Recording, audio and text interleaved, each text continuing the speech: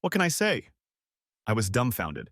My wife Maggie had just dropped a big bomb on me, or rather, two big bombs.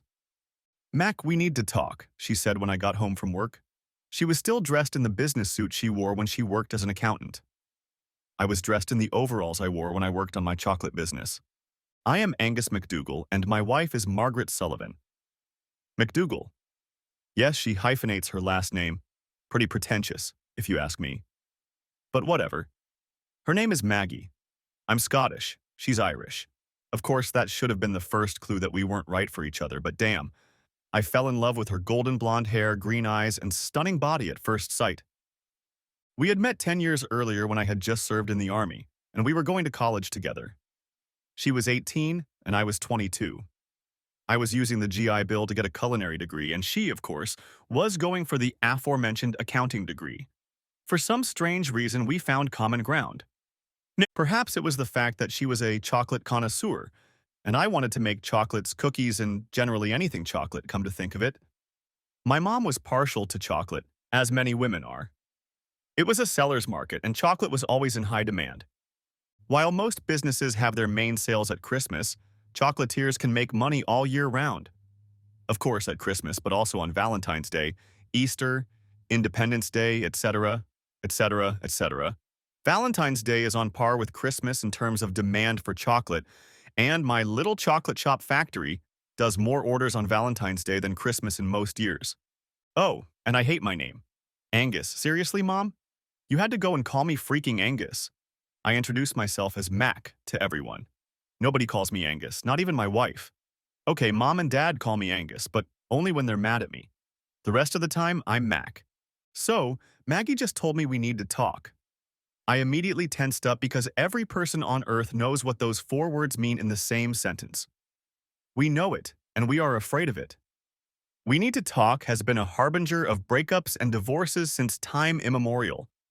So I sat down at the table and looked at her with a sense of impending doom. I knew my world was about to collapse around me. 10 years together. 8 of them in a happy marriage. Well, I was happily married. I believed the same thing Maggie did. I went over in my mind the possible reasons for what she was about to say. Sex? Absolutely not. We had a great life. Money? I don't think so. I was making $6,000 a year net. Almost $250,000 after everything went to overhead. Employee salaries, taxes, and so on. We were doing very well. Our combined income was about $375,000 a year. We were not poor. Was there a lack of love? Not on my part. I loved her with all my heart and soul. Maybe she fell out of love with me at some point. Heck, it was only a week ago we were talking about starting a family. She interrupted my musings by handing me an ill-fated envelope across the kitchen table as I sat down at the table. Maggie, please tell me this isn't what I think it is. I looked at her, and her face turned into a studying mask that gave nothing away. I'm sorry, Mac, she said quietly. I should have talked to you sooner, but I want a divorce. Why? I asked with a lot more calm in my voice than I felt at that moment. It's complicated, she muttered, averting her gaze. You met someone else? I must have been shocked, since I still hadn't gone into a rage. Yes, she said even quieter in a barely audible whisper. And for how long? I asked. God, what was wrong with me? I should have stood and simmered, rocking back and forth, calling her anything but a child of God. I should have threatened that asshole she traded me for. I should have felt anything but numb. 8 months, she said. I closed my eyes. 8 months, I repeated. You've been cheating on me for 8 goddamn months, and the first I hear about it is that you want a divorce. I shrugged. I assume you're going to sue me. Since alienation of affection isn't favored here in California, I don't stand much of a chance. No, Mac. She shook her head slowly. Your case is yours, not mine. I inherit the house from my grandparents, but I'll give you a few days to vacate it. After you find a place of your own, of course. I'll demand a little alimony until I get married. Nothing ruinous, though. I sighed. Do I know him? I asked. If you harm him in any way, you will end up in jail. She said it unnecessarily. It wasn't that I didn't want to set him up, but I didn't want to lose my business either. I know that, but I think I have a right to know who's been twisting my horns for the last 8 months. I shrugged. Reginald Pennington, she said. holding her head straight. Son of a bitch. That, friends, was bomb number 2. I already hated him, even before this. Now I was mad as hell. I closed my eyes and took a deep breath to calm down. Reginald freaking Pennington. Blonde, blue-eyed, mega-rich from old money, Hitler's ideal of the master race, well, so on and so forth. Oh, and an ultra-snob with racist tendencies a mile long. I warned Maggie about him after we had dinner with him discussing some charities we were involved in at the time.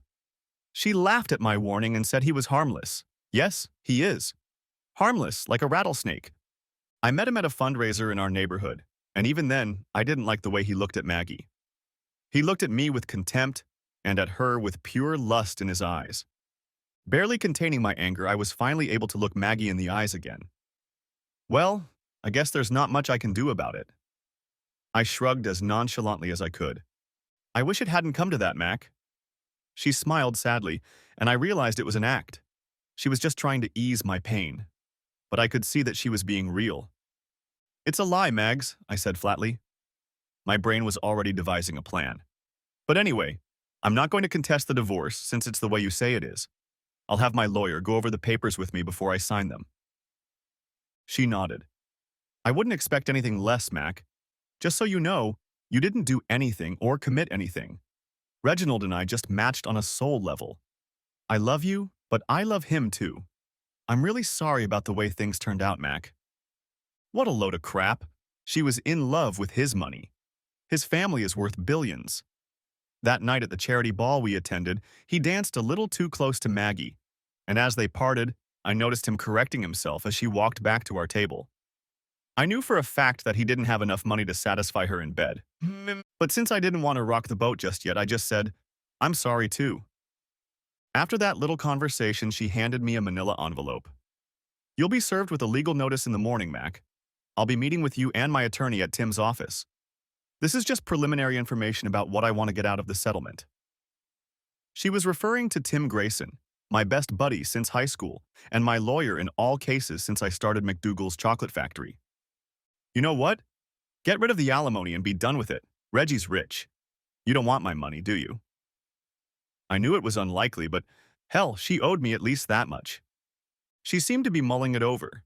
Hell, if she agreed, I wouldn't even have to put in motion the plan that was already half-formed in my head.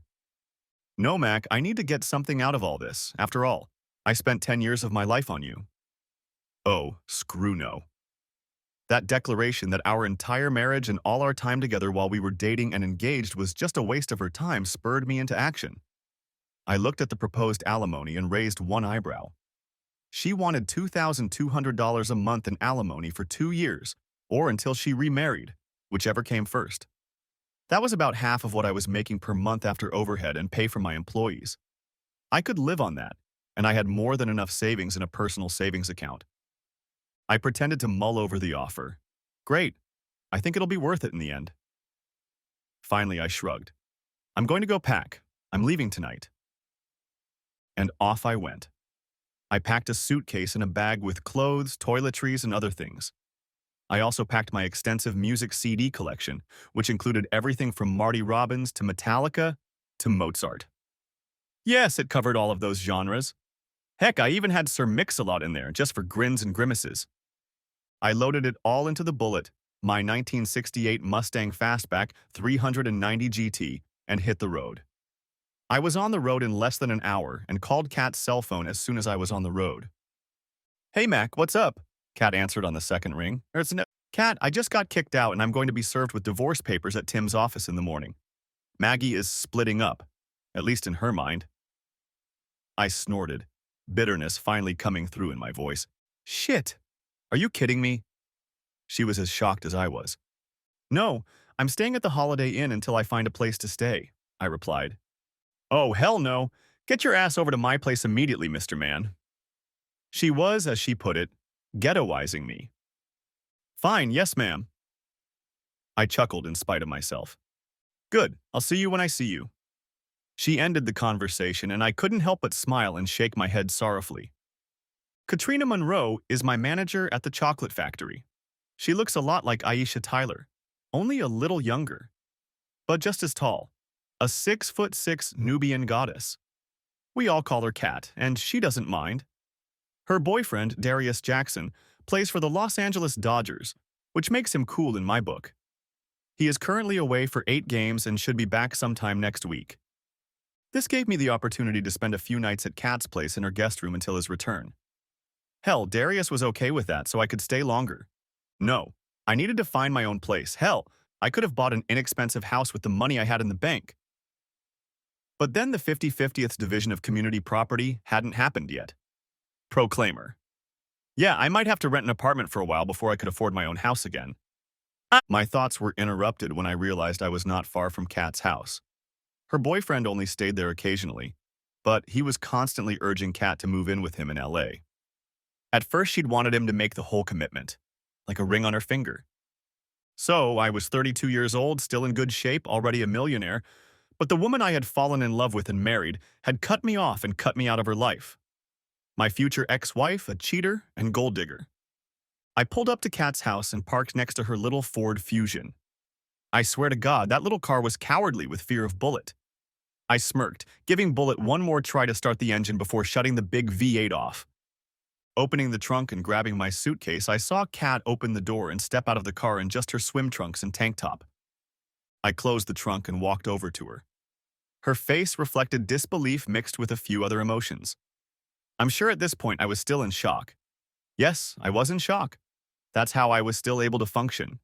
But no sooner had I entered the house than I dropped my suitcase and collapsed to my knees.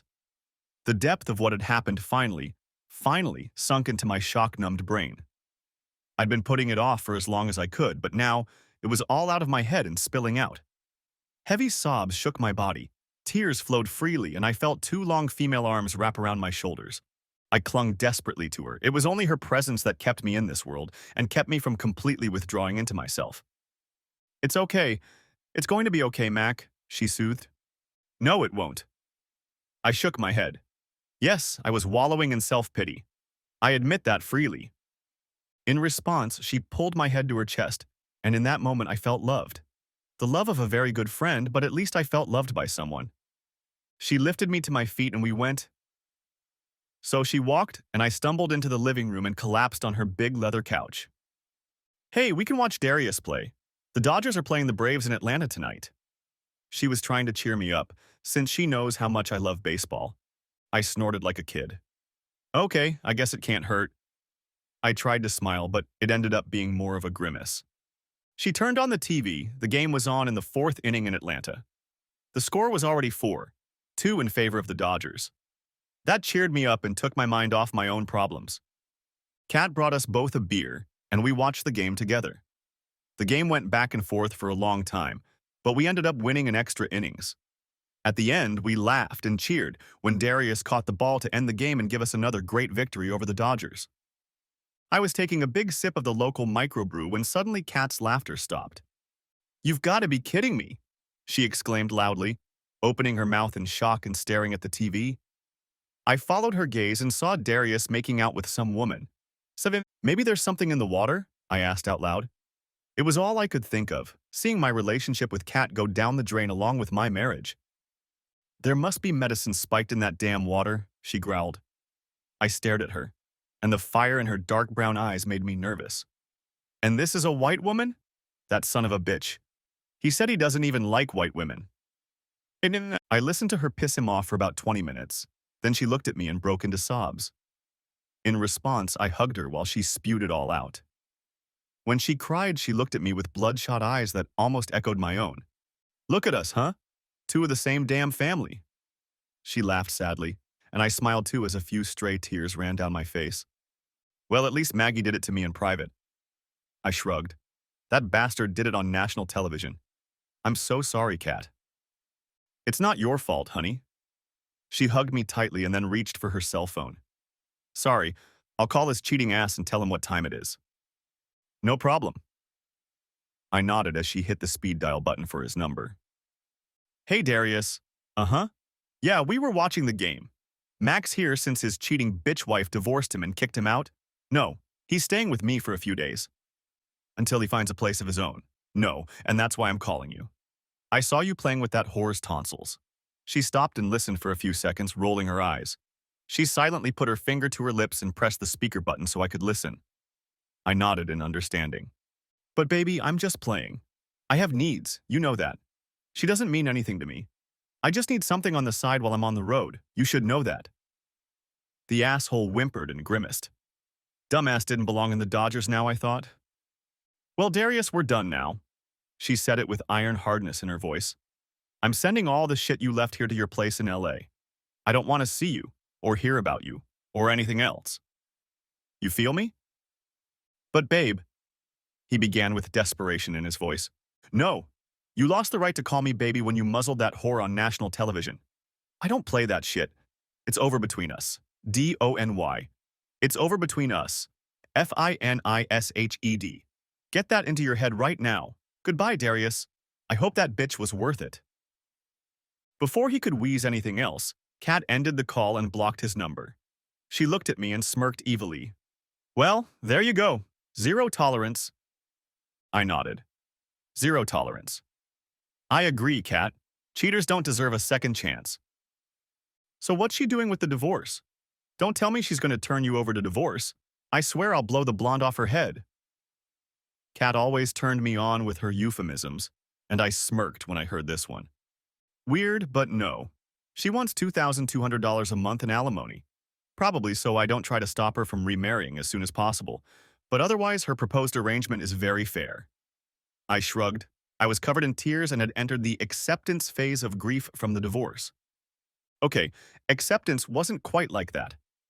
I wanted to make them pay, and now that I was thinking clearly, a plan was maturing in my head. It depended on a few things, like who would cater their wedding, but the more I ran it through my head, the better I felt. So she's serious about this asshole? Did she tell you who it is? Kat asked. Yeah, and you're going to like him. Reginald Pennington IV. I smirked. Kat's eyes widened. Damn, never would have mistaken Maggie for a gold digger. Me neither until now. Apparently she fooled everyone. I shrugged. Her parents never liked me, so I'm sure they pushed her into it, at least a little. I was never good enough for their favorite. Okay, I have to admit that for a moment I let my bitterness show. Whatever, Kat shrugged. I can see the wheels turning, Mac. What are you planning? Kat could always tell when I was thinking intensely. She often noticed it at work when I needed to solve some problem in the store or factory. Revenge of monumental proportions. I smiled serenely, telling her, just trust me. This will make a lasting impression on them for the rest of their lives. Okay, I'm almost afraid to ask. What do you already have? Kat was already giggling.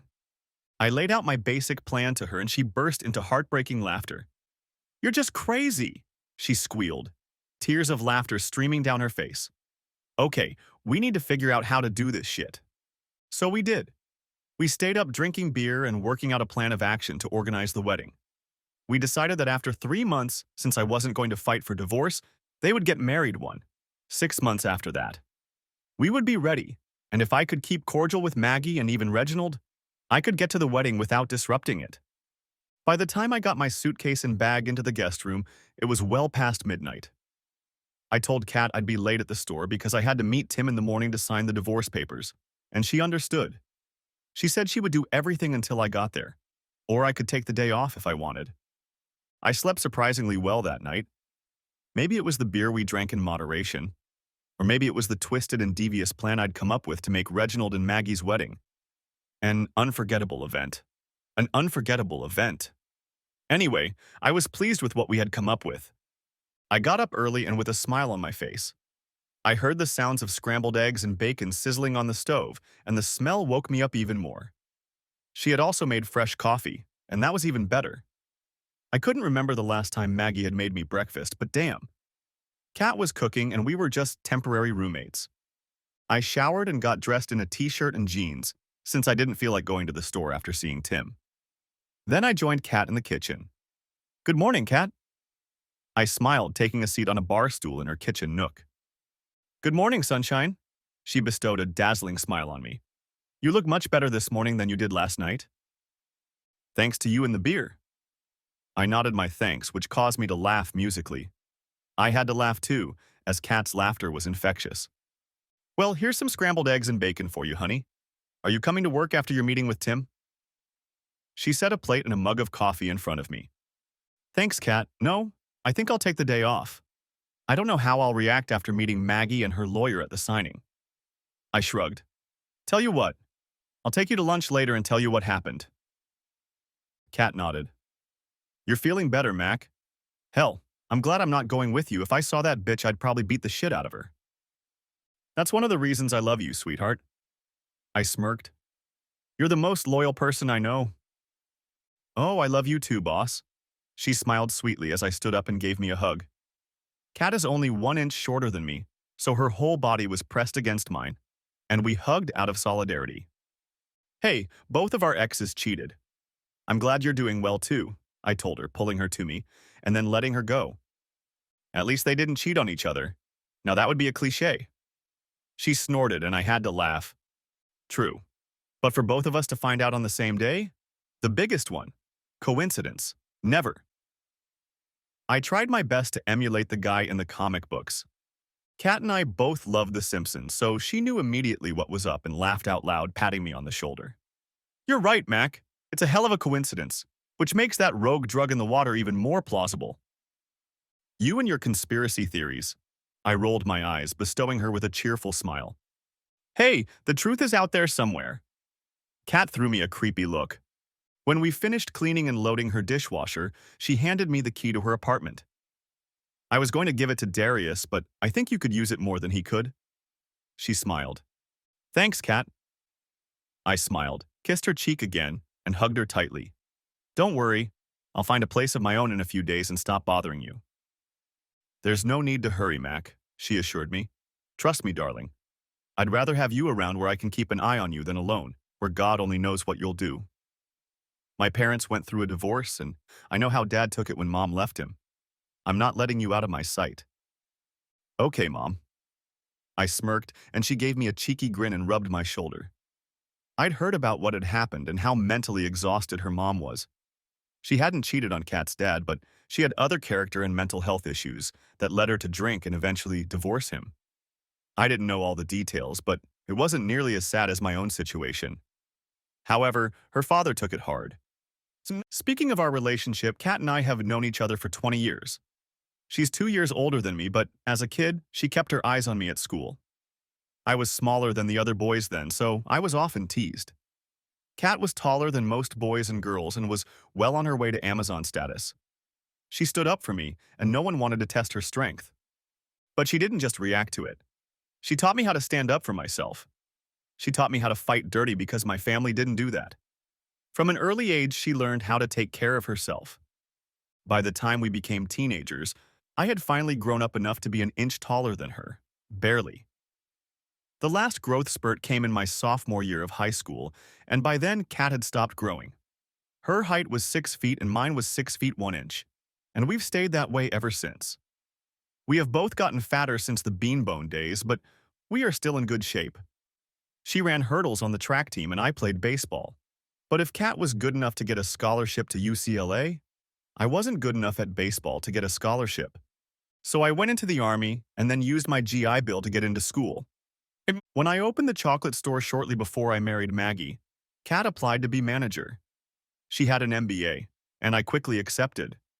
I couldn't pay her much the first year, but once word of mouth about the store spread, we had almost more business than we could handle. I was able to bring in some great people to work with me, and Kat was, and still is, the best of them. After a year, I left her in charge to take Maggie on our belated honeymoon. During those 2 weeks, Kat worked like silk, and within a year, we were able to pay off our bank loan, and I could even afford to give everyone a raise.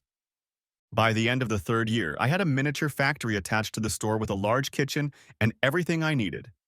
I had several contracts for cocoa beans and was able to bring in some good exotic blends. In our 5th year of business, we were sending special orders for candy all over California, but I steadfastly refused to franchise or anything like that. Nevertheless, we became almost special order only. I was offered millions for my company, but I and my employees refused to sell. They decided they didn't want to work for anyone but me. If I had sold the store, all my people would have quit. That became the deciding factor for me. I was going to keep a small business with 20 employees, and we were just going to have fun and make money at it. That, as it turned out, was the final nail in the lid of my coffin as far as my in-laws were concerned. Maggie's father wanted to buy my business and expand it. I politely but firmly turned him down, telling him I wanted to keep the business small with a family feel. He lit me up by saying that expansion was the only way to make serious money. I firmly and not too politely replied that I was already making serious money, but I didn't want to be as greedy as he was. I thought about what they would think about Maggie cheating on me with him and then divorcing me in favor of Reginald Tiny and realized I didn't care. But they would probably approve. Old money attracts old money, and the Sullivans, though not as rich as the Penningtons, were still old money. So the hell with it. That morning, Kat and I parted ways after breakfast. She went to work and I went to see Tim in his office.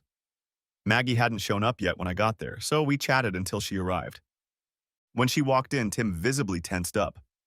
I realized from his gesture that Maggie and her lawyer weren't the only people present. I stood up and turned around, and sure enough, there was little Pennington himself. At that moment, all I wanted to do was wipe the smug grin off his face. But I ignored his handshake and looked at Maggie. Well, let's get this over with. I shrugged. Tim explained the separation and everything else to me. Since my business wasn't funded with her money or her family's money, and the house had been gifted to her after her grandparents died, it wasn't community property and belonged to us. My Mustang, of course, was mine. I had restored it back in high school. Tim surprised me. So, you are divorcing my client to marry Reginald Pennington IV. Is that correct, Mrs. McDougall? The question caught her off guard. Well, she hesitated. A simple yes or no will suffice, please. Tim kept up with her. Her lawyer, a wannabe Gloria Allred, leaned over and whispered something in Maggie's ear. Yes, she answered quietly, lowering her eyes as if she were ashamed. Tim had never called her Mrs. McDougall. And how soon were you planning on getting married? Tim continued. Maggie, Reggie, and Gloria Jr. hugged each other. They whispered fiercely among themselves. Tim took the opportunity to lean over and whisper in my ear, child support. I only nodded in response and smiled. He was trying to convince me not to pay her a dime. When the three hiccups interrupted their embrace, Maggie looked at Tim again. As soon as possible, after the divorce is final. We've already planned most of the wedding. Tim nodded. And if these reports are correct, he pulled out a detailed financial report on the Reggie boy. Mr. Pennington by himself, not counting the numerous houses and cars he owns, is solvent by almost $1 billion. I ask you, Mrs. McDougall, why would you want an honest, hard-working man like your husband to pay you child support when you can just ask Mr. Pennington for any money you want to spend? Maggie found herself back in the arms of Gloria Jr. and El Culo. Tim sent me a lightning grin and I returned mine while the three amigos discussed their next moves. When they came out of their embrace, Gloria Jr. spoke up. What would you suggest as adequate compensation? She asked, giving me her stern gaze. Well, she can have all the furniture, not just her half. I don't care about that. I shrugged.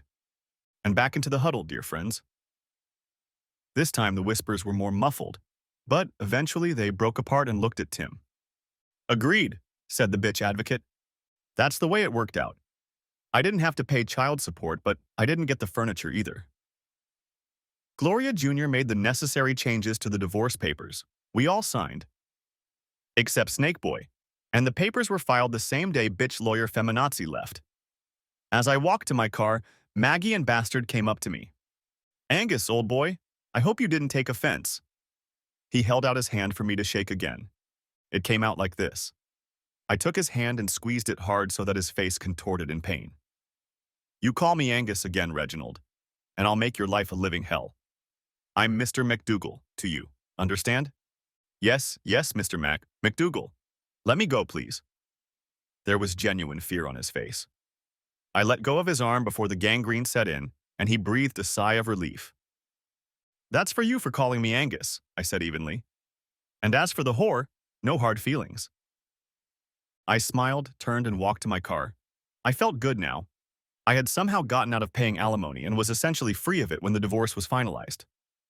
Oh, that reminds me. I turned back to them as Maggie was helping Asgiolio to his feet. Maggie, before I go, I need to return my grandmother's engagement ring. I held out my hand. Name. Maggie looked at me like I had just fallen off another planet. Then she took it and her wedding ring off and held them out to me. Thank you. I smiled, nodded at them, put both rings in my pocket, and walked back to my car. I started the powerful V8, put it in gear, depressed the clutch, and stepped on the gas. The car shrieked its tires as I pulled out of the parking lot, leaving behind rubber on the pavement and a little smoke in the air. I didn't do this often, but I wanted to send a loud and clear message to these two lovebirds. I looked in the rearview and Asshole was standing stunned, still clutching his right hand. I grinned happily as I drove to the store. When I got there, Kat was happy to see me, as was everyone else. They all came over and hugged me or shook my hand and said they were sorry. I thanked them all and told them to get back to work. However, I said it with a smile on my face so they knew I appreciated their efforts to help me feel better. The thing is, I already felt pretty darn good. Other than having to pay my lawyer half the legal fees and give away my half of the furniture I never liked anyway, I had managed to have a bloodless divorce. Come on, Kat, I said. Let's go to lunch. I drove us there in the Bullet, and Kat loved riding in it. She could hear the engine rumbling under the hood and felt the power emanating from it like an aura of awesomeness. We ate and laughed, two old friends sharing our meal, our friendship, and the new growing bonds of a recently committed love. I still can't believe I didn't know she was cheating on me. I finally hissed, letting it be known that I couldn't realize how blind Maggie was. I guess I really was stupid. No, Mac. You were in love. Love can blind us, you know that. Kat smiled and reached across the table, squeezing my hand.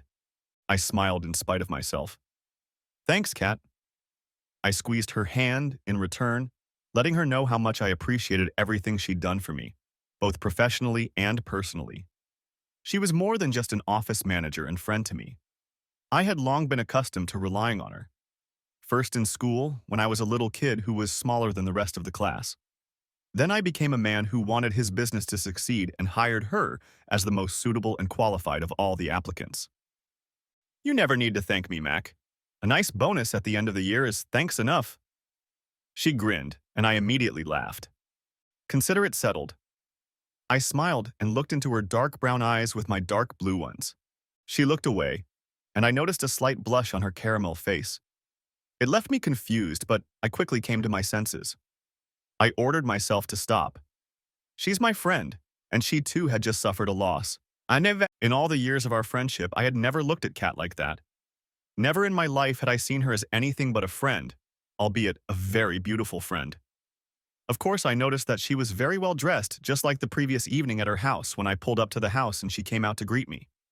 Heck, what red-cheeked American man wouldn't pay attention to a gorgeous Amazon like her? But that's what we guys do. That was, different. I realized I wasn't ready for this, and we quickly went back to other topics. After we had lunch, I drove her back to the store and dropped her off. She said she would see me at home, so I drove to the bluff and looked out at the Pacific Ocean. As I looked down at my left hand, I took off the ring that she had been wearing for the past 8 years. I reached into my pocket and pulled out Maggie's wedding ring. I studied them both, and the mere sight of them made me sick. I then pulled out my grandmother's engagement ring and held all three in my hands. I put the engagement ring back in my pocket and threw the wedding bands into the ocean with all my might. They sparkled in the sun, flying over the rocks and into the white water crashing on the rocks below. It was symbolic to me. My marriage was dead, and this was an autopsy. Of course, the divorce was still pending, but it was something I had to do for my own peace of mind and to be able to move on with my life. Just because I read a eulogy about my marriage didn't mean I gave up my plan to get revenge on Maggie and Reggie. I remembered the line from Violence and Bloodshed, "Payback's a bitch, and I'll pay for everything." I smiled when I heard Scott Columbus on drums of death, Eric Adams screaming the lyrics, Joey DeMaio on bass, and Ross Boss on lead guitar. Oh yeah, Reggie will pay for stealing my wife from me, and my wife will pay for being a whore with golden hands. Some will call me vindictive and a caveman. I'll just say, to hell with you. Walk 20 miles in my boots and then judge me. Next chapter. 3 months later, everything was settled. The joint bills were split 50-50. All this time, Kat and I lived as roommates and got along just fine. No one at work cared that we were living together. It was a huge surprise when we came home one evening and found wedding invitations in the mail. Maggie wasn't kidding. They had scheduled the wedding a month after the divorce was made official. I smiled at Kat and she smiled back. Okay, time to go, I said angrily, driving us to Costco. Finding a caterer for the wedding was easy. He'd wanted to do business with us months ago, but it had fallen through. I decided to, give him another chance and do it myself this time. It really made me laugh that Maggie was going to wear white, just like Reggie in his Navy suit. He was a naval aviator at the beginning of the war, and I was in Captain Drake's Alpha Squadron. That jackass couldn't even wear a proper black tuxedo. A few nights before the wedding, I made a visit to the candy store and replaced the chocolate cake mix with my own. I grinned like the Cheshire Cat as I replaced the cake mix with chocolate cake mix, flavored with something extra. No, it wasn't poison. It was something that would make Maggie and Reggie's wedding unforgettable for everyone involved. What I was doing could be compared to a high school prank, only much more stylish. But damn it, I had to get even. They hung horns on me for 8 months until I got the divorce papers. True, she acted very conciliatory in the divorce, and all I was left with was a broken heart. However, that heartbreak was going to cost them dearly. I kept Kat in the loop on everything that was going on, and she laughed a lot when I told her that Operation Splash had begun. The splash took place. The invitation included the reception where the real fun would begin. The morning of the wedding, Kat and I showered at the same time, and no, we did not shower together. However, we had grown closer over the past few months. However, we were still shy about our relationship, and I, for one, was afraid of ruining our friendship by taking it to the next level. I'm just glad she installed those tankless water heaters. Changing into an Armani suit, I waited in the living room for Kat to be ready. So do I look presentable? She asked as I watched the UCLA soccer game. I turned to look at her and my jaw dropped to the floor. In front of me was a vision of beauty that is hard to describe. But I'm going to try anyway. Kat was wearing an emerald green dress that fit her curves like a glove. The shimmering material clung to her like she was in love with her body and didn't want to part with it. Her hair was styled in a shoulder-length style that framed her beautiful face perfectly. Her full, luscious lips were painted a sultry red color, and her green eyeshadow complemented her dress perfectly. She was wearing 1-inch shoes, which put her in line with me. Her firm calves were on display, and the 1-inch shoes showed them off perfectly. Her lush bust was barely contained by the top of her dress, and when she turned around, I could see her caramel-colored back. Good Lord. You look amazing, I said when I was finally able to form coherent words. She smiled a perfect smile. Thanks, Mac. You look pretty damn good yourself. I blushed at those words. Thanks, Kat, I said as we walked out the door. We drove to the church. Ironically, Billy Idol's song White Wedding was playing on the radio. As the Bullet pulled into the parking lot, people turned around and stared at us as the big V8 heralded our arrival. All the guests except us were old money. Oh, this was going to be even more fun than I had imagined. We showed our invitations to the bouncer at the entrance. Okay, bouncer is probably too generous an expression. Apparently, he was one of Reggie's goons who accompanied him to public events. It seems the Penningtons had made enemies over the years in their business practices, which necessitated the need for the knowns. This didn't surprise me in the least. Reggie Boy's family adheres to the do unto others so they won't do unto you school of thought. Their version of the golden rule, or he who owns the gold makes the rules. And judging by the disdainful looks Kat and I were met with from the snobby elite, I felt even better about what was in store for us on this beautiful day. As we took our seats in the pews, I leaned over to Kat and whispered in her ear, "Remember, you can't eat anything chocolate at the reception." To this she giggled softly and gave me a quick kiss on the cheek. The service was long and boring, a typical Catholic wedding. I had to fight a few times to stay awake, but it didn't matter. Reggie looked, admittedly, very dressy in his Navy uniform. Another reason to hate him. He'd been a naval officer before retiring and going into business with his family. His ring, purchased in Annapolis, sparkled and shimmered as he waited for Maggie to walk down the aisle. Then the wedding march played, and there she was, walking down the aisle with her snobby father by her side. I remembered our wedding and the way he'd scowled at me the whole time. Now he was glowing with pride that his darling daughter was finally marrying a man from his own circle. I wanted to punch the asshole in the face, but I restrained myself. I'll pay for it at the reception. And so it happened. I won't bore you with the mundane details of the wedding vows, which she didn't take seriously the first time, the ring exchange, which she ruined with her affair with Trump, and all that. And then I got an Oscar, Emmy, Tony, and Golden Globe for Best Actor when I congratulated them both at the reception. Kat would win the Best Actress award because she took Maggie's betrayal of me as a betrayal of everyone who worked for me and loved her like a sister too. Reggie once again said to my face, "Angus, old boy, I hope you really don't hold a grudge. After all, the better man wins." It took all my self-control not to knock him to the ground and make his plastic surgeon a very rich man with a complete facelift. Instead, I said, "You're right, the better man won." After that, I grabbed a slightly surprised Kat and kissed her. Kat froze for a moment and then enthusiastically returned my kiss, right there in front of Reggie and Maggie. Yes, the best man did win. She winked and left the happy couple standing there with their mouths open. We grinned, taking our seats and eating our lobster dinner. It was pretty darn tasty. Then it was time for the real entertainment. The wedding cake was brought out. Reggie and Maggie ceremoniously cut the cake and also ceremoniously put the cake on the face of both of them. Everyone was laughing and people came up to take a piece of cake for themselves. We decided to wait for the end of the line as it was going to be one heck of a show. Of course, as soon as we got to the cake itself, the taunts started. It started with the bride farting, and not just a quiet fart. It was heard throughout the entire room. It was followed by a loud fart from the groom himself. I looked in their direction and said loudly, "You apologize," which elicited a few chuckles from the snobs around me. However, they weren't about to budge. Then a surprised expression appeared on Maggie's face and a gurgling sound came out of her, quickly followed by an expression of pure horror. Reginald's face creased as he smelled something foul, and then a gurgling sound of his own came out of his ass. They looked at each other in horror as the farts and gurgles reached the rest of the guests. Maggie and Reggie jumped to their feet as quickly as possible, and I saw brown liquid dripping from under her dress onto the floor, while Reggie tried to hide the sprawling brown stain on the back of his white pants. Both were in a mad rush to the bathroom and more guests soon followed when they realized they had just crapped their pants.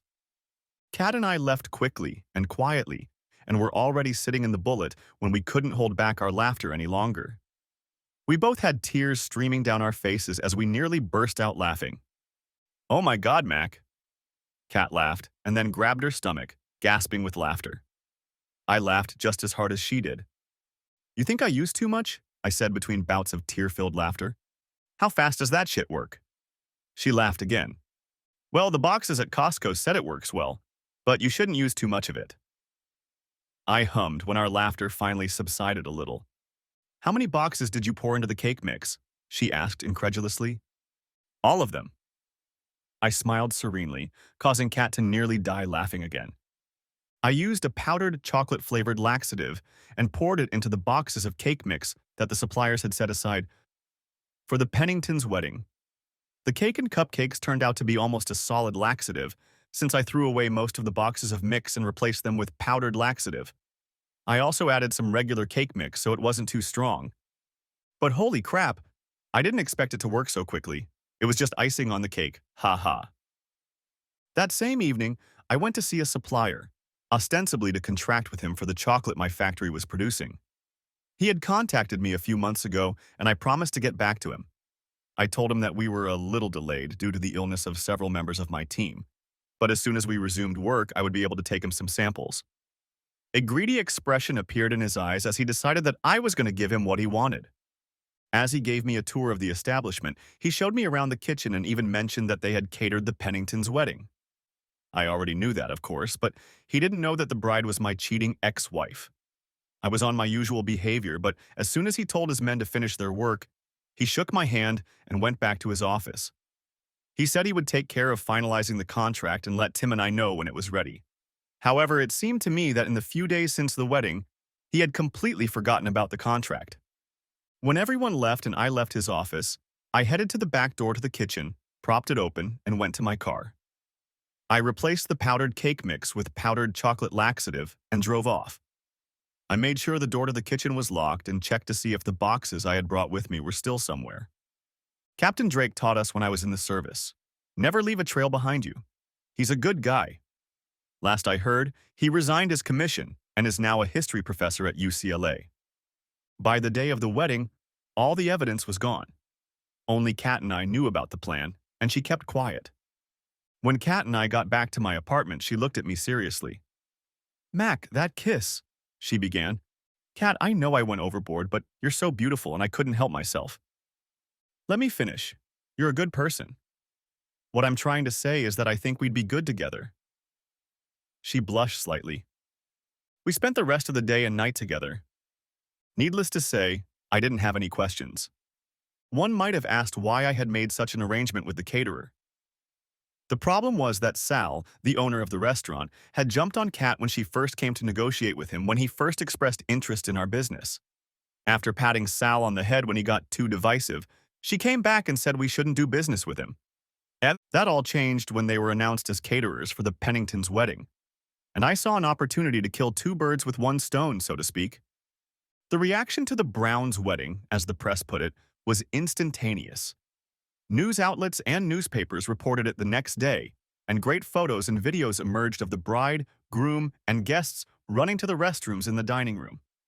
I invited all the guys and girls from the store to Kat's house to watch the celebration. We weren't shown in any of the scenes, but everyone knew we were there. We all laughed so hard we cried when members of the snobby elite ran to the restrooms like their butts were exploding. Needless to say, many of the upper-crust snobs were highly embarrassed by the footage of them trying to keep the brown stuff from stinking too badly.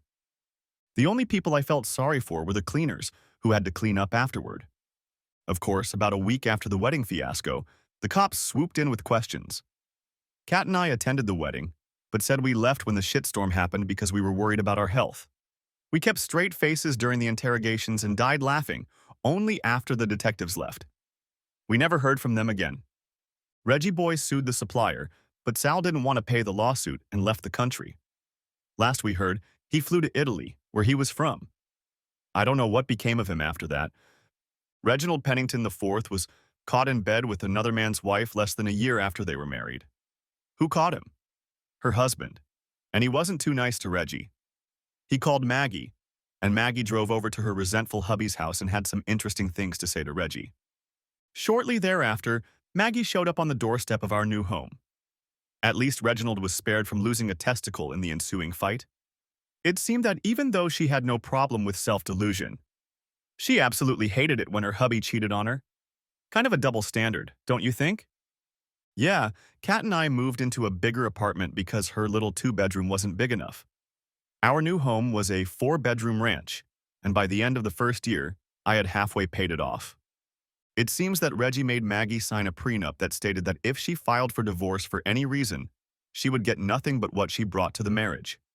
She was left with a $125,000 a year job, but that was it. No billions for Maggie Sullivan. Late the next year, we heard a knock on the door. Kat was 4 months pregnant, so I gave her a quick kiss and jumped up to answer the door myself. A crying Maggie met me on the doorstep. "What do you need, Maggie?" I asked in a neutral tone. "I'm so sorry, Mac. I'm sorry for everything," she sobbed. "Hey, you're the one who wanted to switch." I shrugged. "What happened?" "I caught Reginald cheating," she admitted, sobbing even harder. "Wow, hard hit," I said sarcastically. "Mac, I'm so sorry. I was wondering if there was any chance—" She interrupted, seeing a pregnant cat coming up behind me. "Baby, who's that?" Kat asked, walking beside me. She smiled at Maggie. "It's Maggie. She was just leaving," I said, slamming the door in my ex's face. I slid the deadbolt shut and took Kat in my arms. "She is the past. You are my future. I love you, sweetheart."